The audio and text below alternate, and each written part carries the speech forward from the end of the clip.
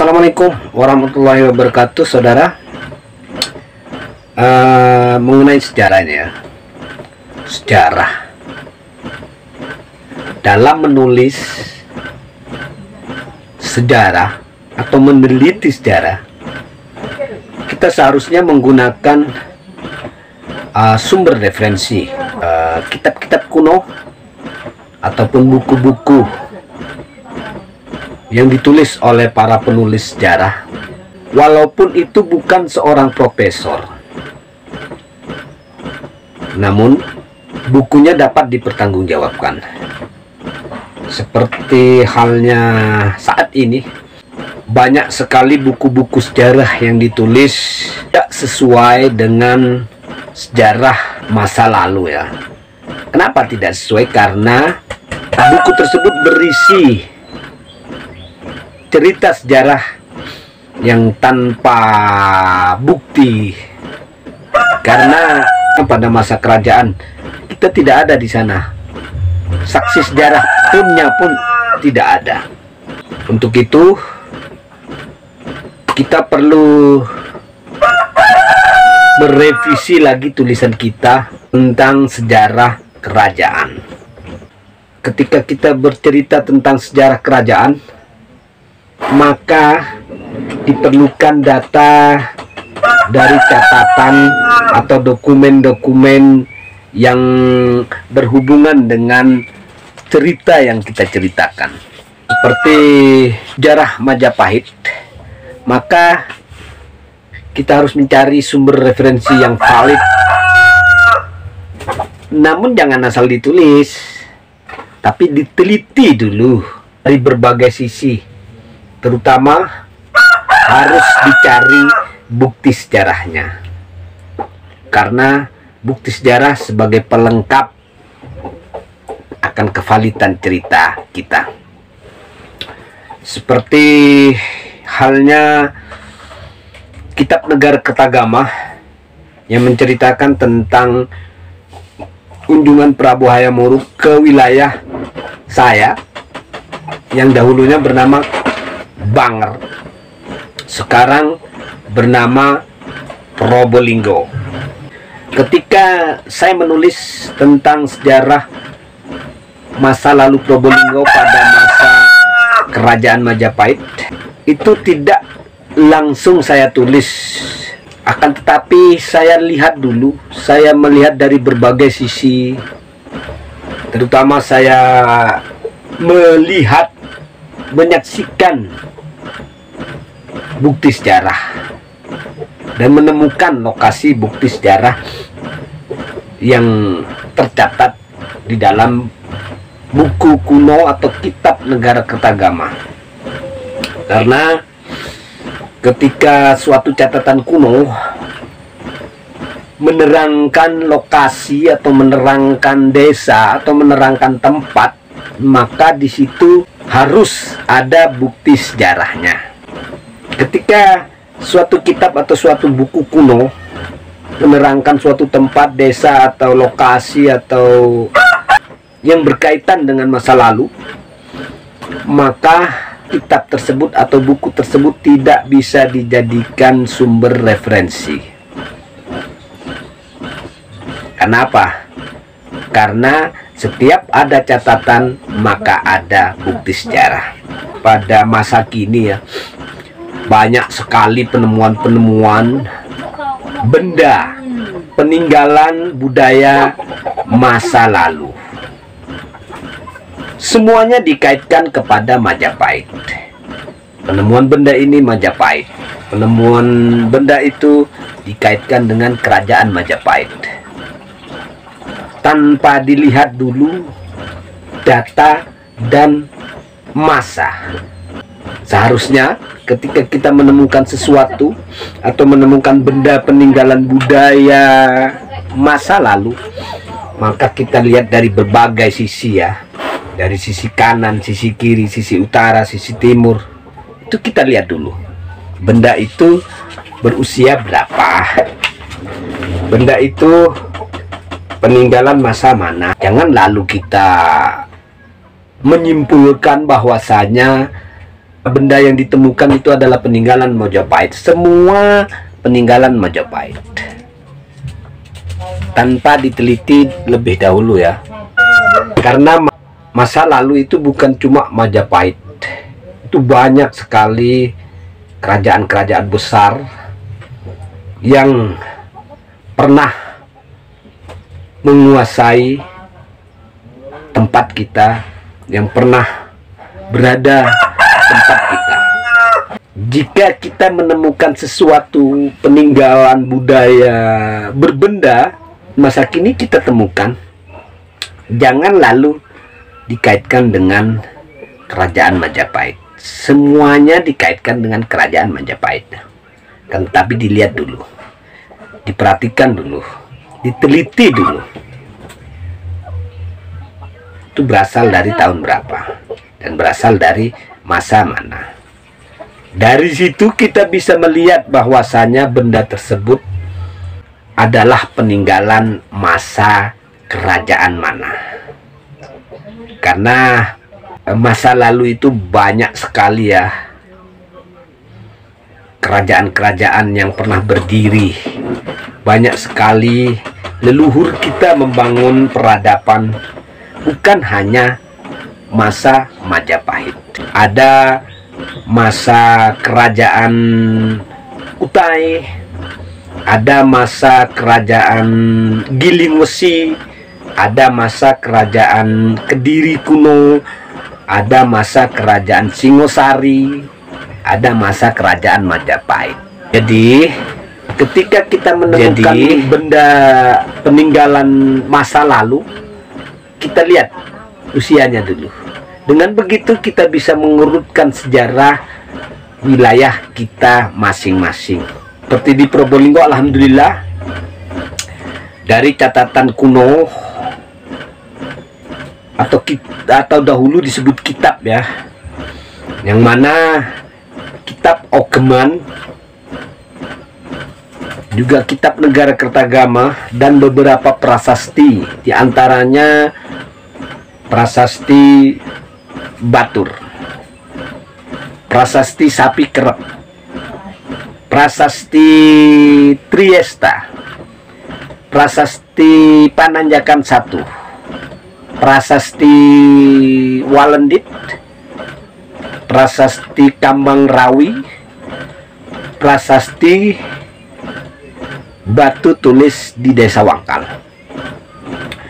Dari situ saya dapat mengurutkan sejarah Probolinggo mulai dari tahun 600 Masehi hingga tahun 1950,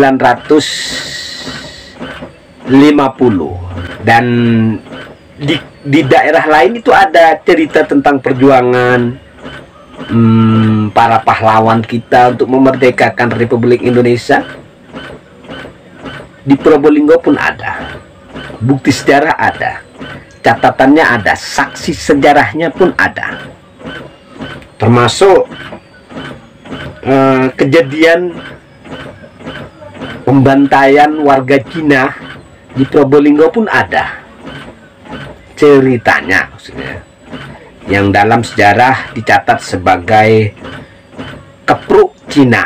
Di Probolinggo pernah terjadi pada tahun 1813. Itu ada prasastinya juga, berupa monumen tentara Inggris, juga ada catatannya. Jadi hendaknya kita selalu berhati-hati dalam menulis sejarah, harus lengkap dengan data dan bukti sejarah. Jangan asal jeplak, jangan asal menulis, jangan asal bercerita. Ketika ditanya tahun berapa kejadiannya, lalu kita bingung. Itu kita menceritakan sejarah tidak disertai data dan bukti sejarah.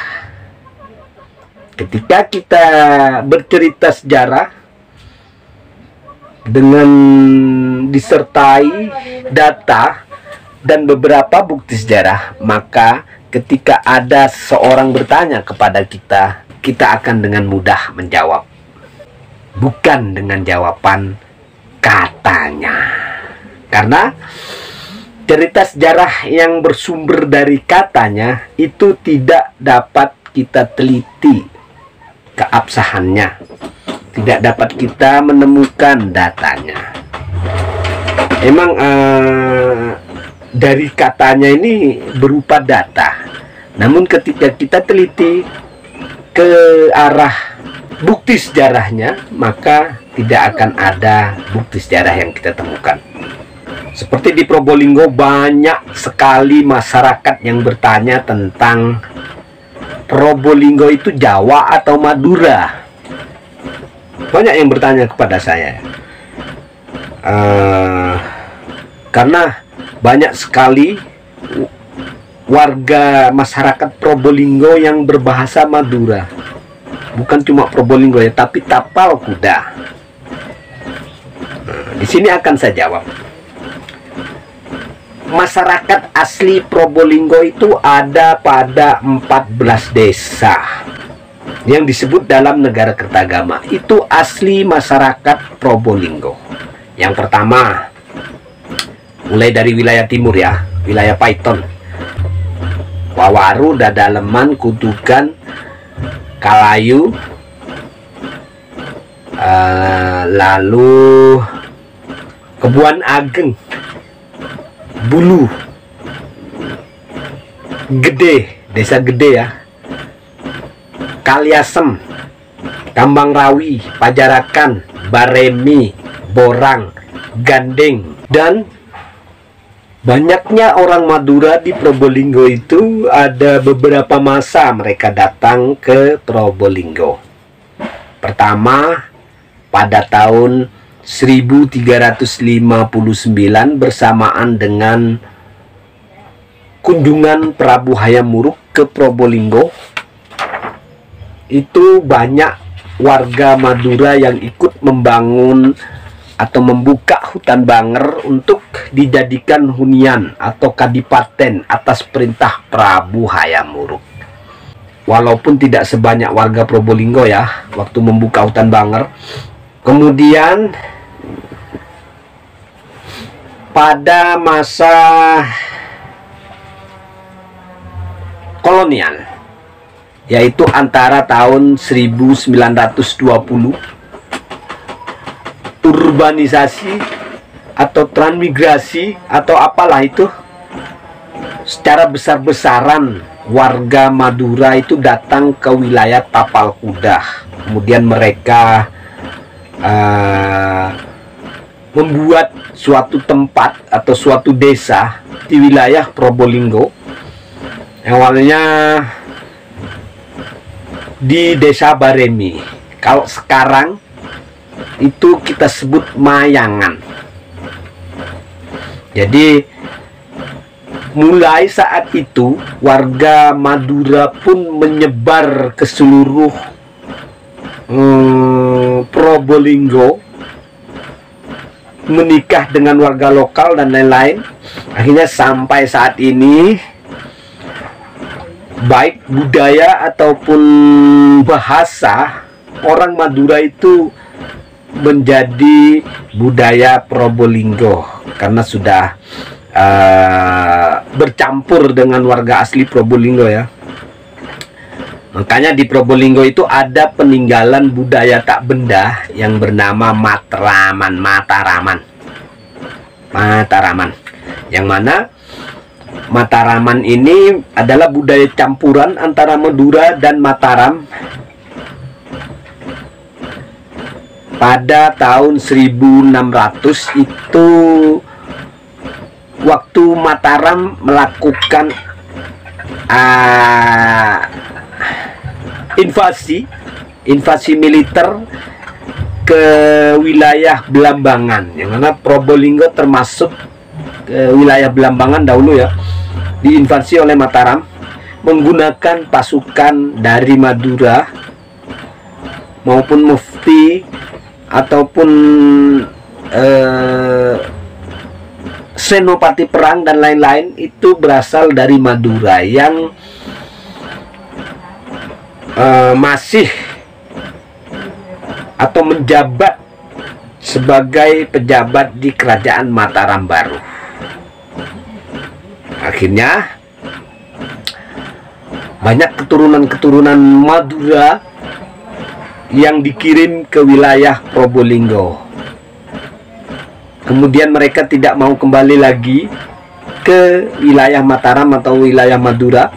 Akhirnya mereka membuat perkampungan di Probolinggo, sehingga budaya Mataraman itu ada di Probolinggo sampai saat ini ya. Yang masih lekat sampai saat ini dan tidak berubah, baik dari segi budaya dan bahasa juga pergaulan di masyarakatnya, yaitu di desa Ranu Gedang. Itu budaya Mataraman sangat kental. Sedangkan di desa-desa lain itu sudah hampir tidak ada budaya Mataramannya. Dan kebanyakan di desa-desa lain banyak yang mempertahankan budaya asli Probolinggo dan budaya Madura.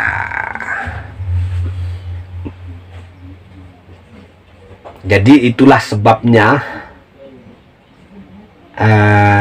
Probolinggo itu banyak sekali orang Madura, dan bahkan bahasa Jawanya itu hilang, diganti dengan Madura ya, bahasa Madura ya. Jadi kenapa di Probolinggo itu banyak sekali orang yang berbahasa Madura? Yang sudah saya terangkan tadi, yaitu 3 kali berturut-turut warga Madura itu datang ke Probolinggo. Pertama tahun 1359, warga Madura datang membangun atau membabat hutan Banger sehingga menjadi hunian seperti saat sekarang. Kedua pada tahun 1600-an. Itu banyak sekali Madura yang datang, warga Madura yang datang ke Probolinggo. Kemudian pada tahun 1920, ini puncak ya, puncak datangnya warga Madura secara besar-besaran ke wilayah Tapal Kuda, terutama di wilayah Probolinggo. Karena di Madura pada waktu itu dilanda krisis atau paceklik, sehingga mereka harus keluar dari Madura untuk bertahan hidup. Ya, itulah keterangan saya pada kali ini tentang pertanyaan salah satu penggemar saya, dan ini jawabannya. Semoga jawaban saya ini bisa memberi sedikit pengetahuan sejarah kepada Anda. Wabillahi taufiq wal hidayah. Wassalamualaikum warahmatullahi wabarakatuh.